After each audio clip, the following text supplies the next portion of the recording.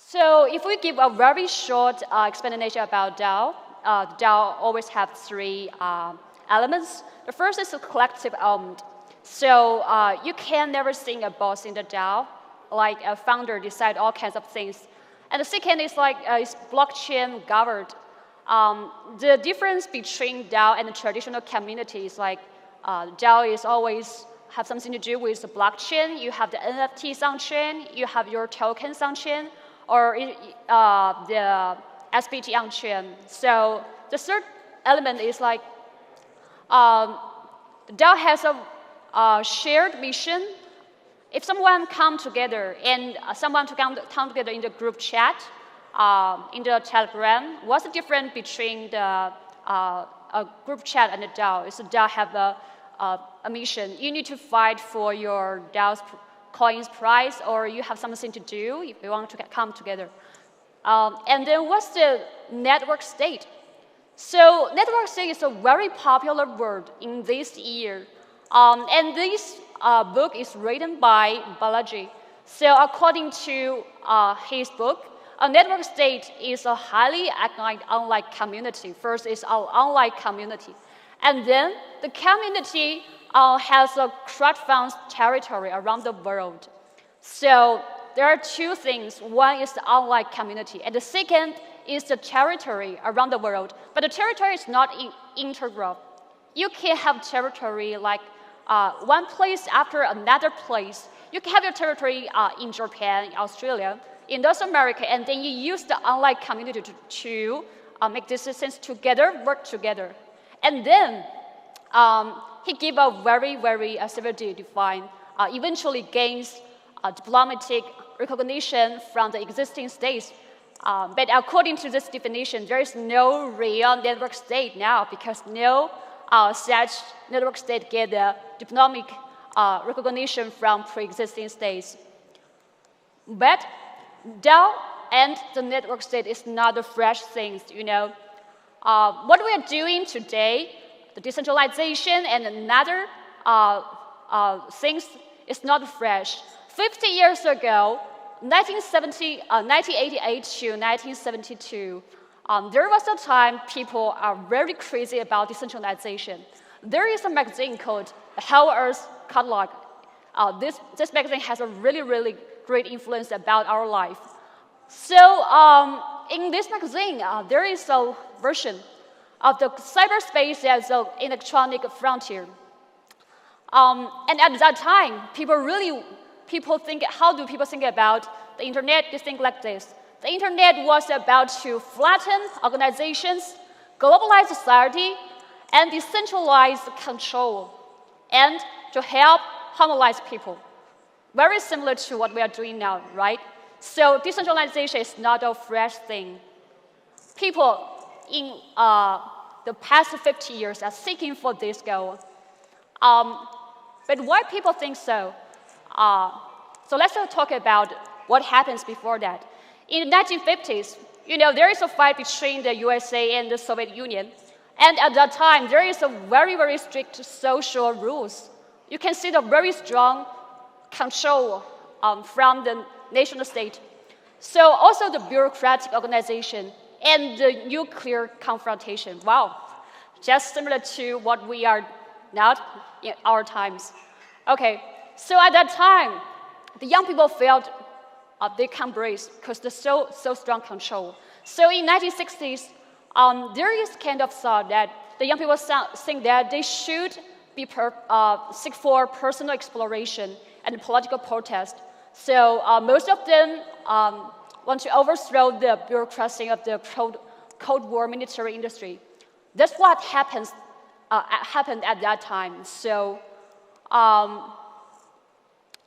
we know that in the 1992, there is a very famous declaration which is really related to the cryptocurrency, to the what cyberpunk thinks about and what Bitcoin's inventor Satoshi thinks about. It's a declaration of the independence of the cyberspace.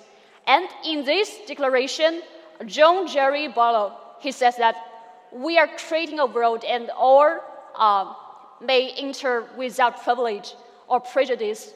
So it's not about your color, about you're a man or woman, or you are just a children, or what you believe in.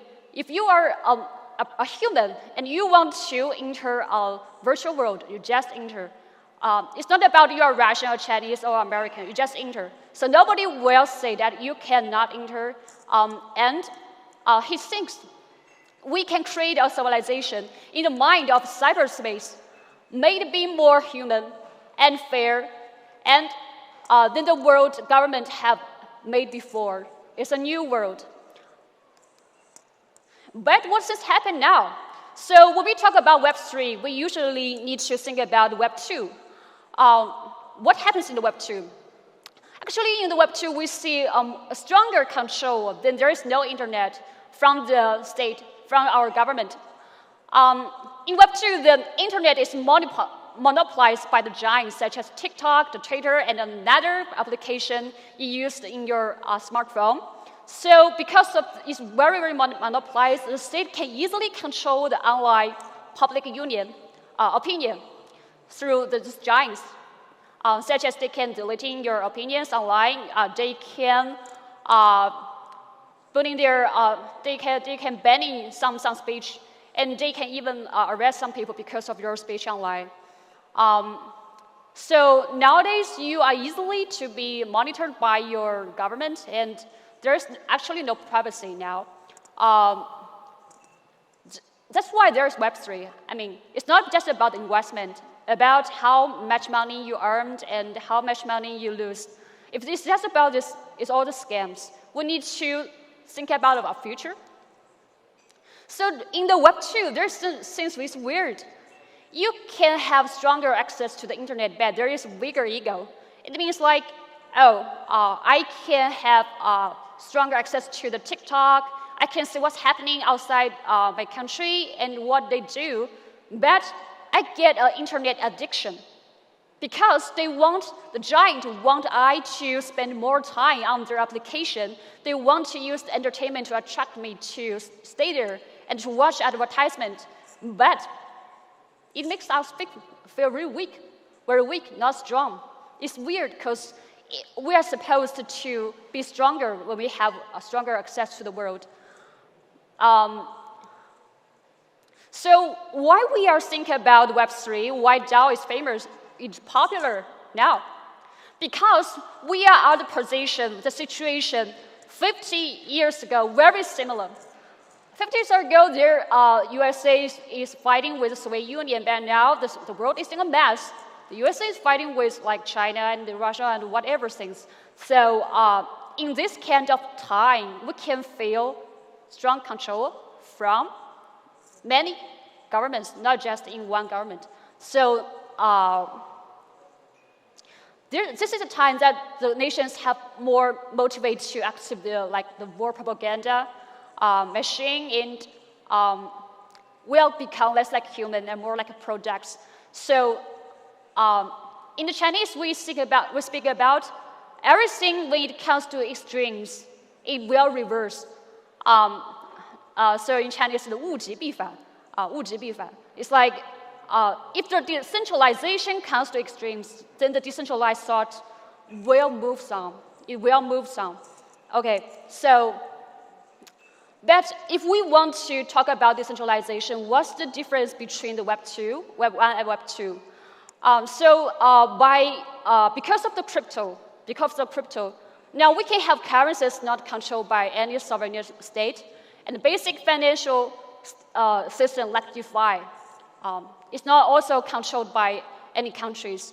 And the ledger, it's like in the Web 2, the countries can easily delete or modify their history.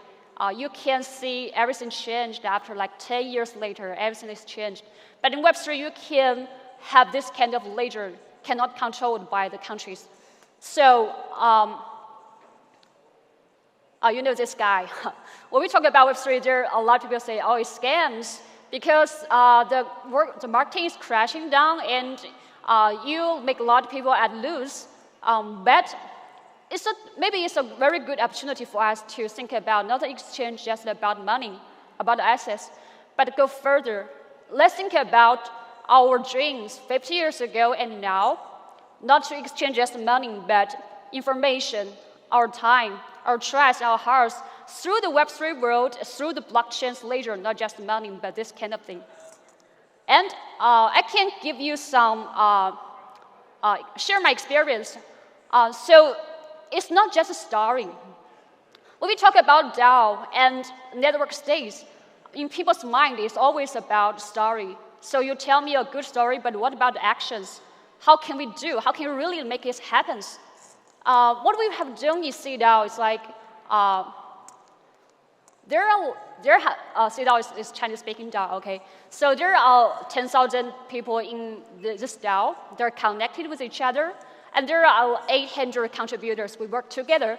Well, we work like a digital commune. We co-create and co-produce. And when we co-create, we have the record of your work, and then we can give you tokens of this DAO. Then you use this token to govern. Okay, and there are 60 core contributors gathered together. Then we form our, so the core contributors is called the CDAO nodes, and then we form our CDAO nodes consensus congress.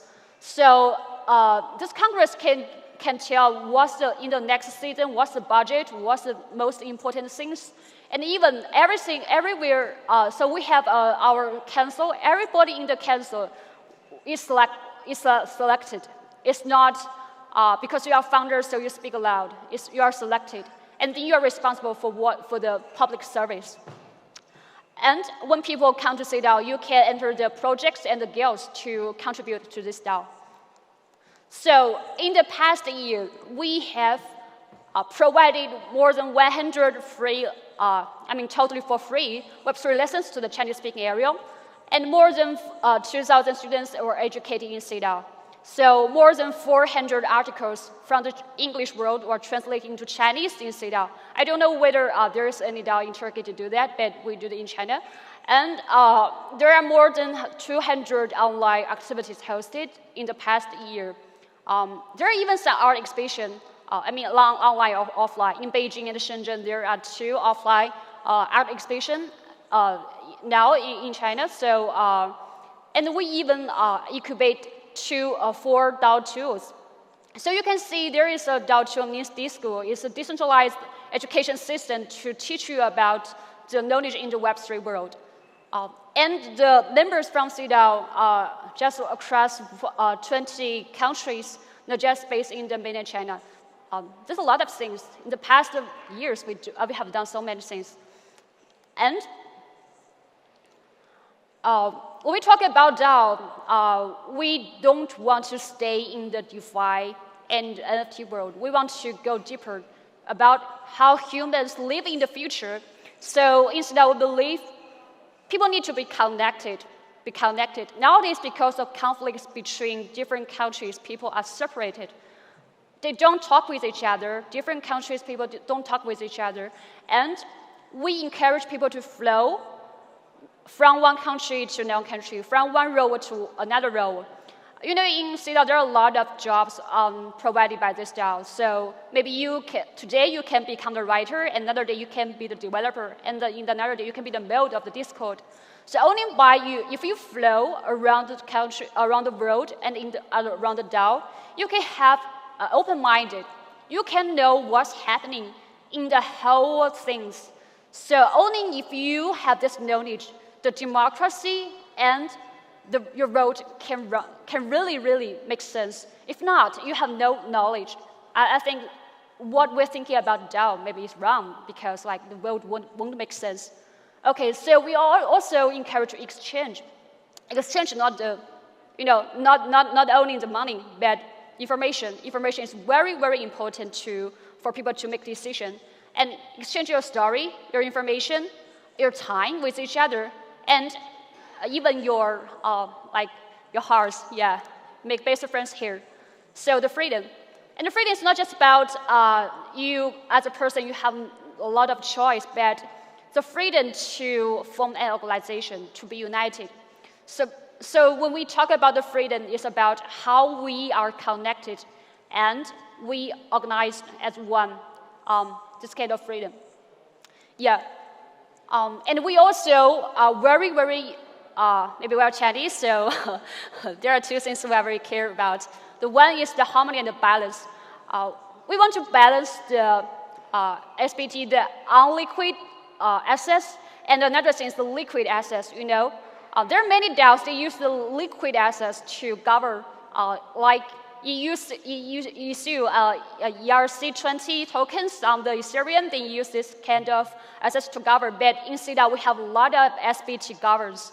And we should balance the new culture and the old culture. You know, people flows from one DAO to another DAO. There are always conflicts and problems because the old, they just go outside of the DAO, and the new come in the DAO and fight with each other because you don't know history, and this is our culture, you are not welcome, so we need to do the balance.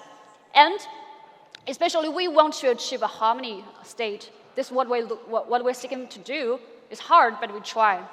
Okay, and another thing is that DAO it and do it. In China, we don't say one sentence. We also say two sentences. When we think about the long, we think about the short.